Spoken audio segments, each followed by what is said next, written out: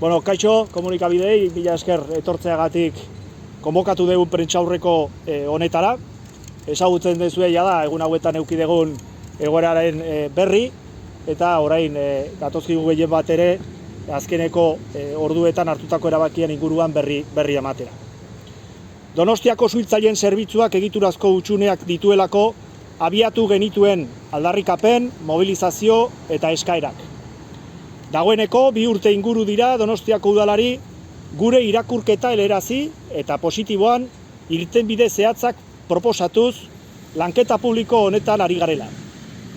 2 urteko ibilbide honetan egiturazko hutsune asko identifikatu ditugu eta horien artean bati eman diogu erabateko lehentasuna.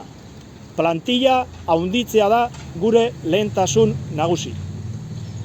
Gure aldarrikapenei entzungor egin die udalak 2 urte luzez eta kalitatezko zerbitzu publiko baten defentsan mobilizazioak areagotzeko apostua egin dugu Donostiako suhiltzaileok.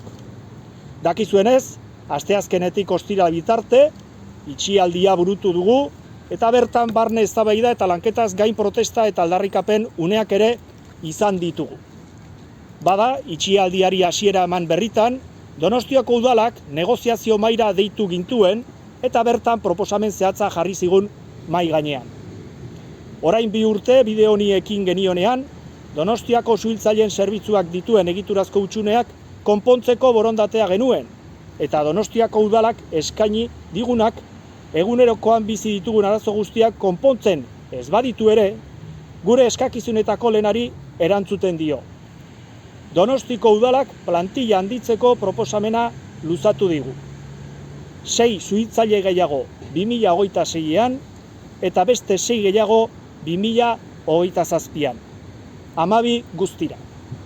Guk Donostiako suhiltzaileen zerbitzuko langileok abiapuntu bat dela ulertzen dugu. Eta beraz, Donostiako udalaren proposamena onartzea erabaki dugu.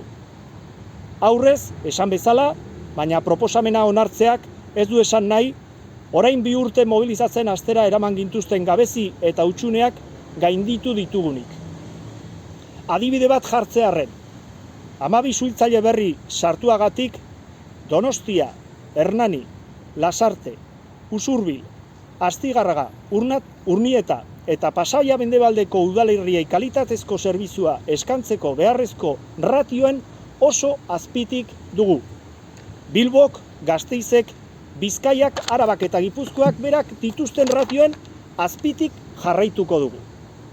Hori horrela, aurrez esan genuen, hori berretsiz, Donostiko udalak eta Gipuzkoako Foru Aldundiak sinatu berri duten akordio aukera galdu bat dela uste dugu eta. Prentsaurreko hau baliatuz, zera eskatu nahiko genieke.